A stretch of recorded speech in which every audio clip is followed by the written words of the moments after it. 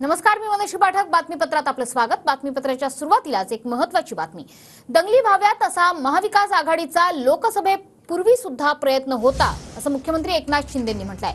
महाविकास आघाडीला महाराष्ट्र शांत नकोय असा आरोप शिंदेंनी केलाय. महाराष्ट्राची जनता सुज्ञ आहे, संयमी आहे, असं सुद्धा मुख्यमंत्री प्रतिक्रिया देताना म्हणालेत. खरं म्हणजे लोकसभेच्या पूर्वी देखील महाविकास आघाडी दंगलीची भाषा करत होती.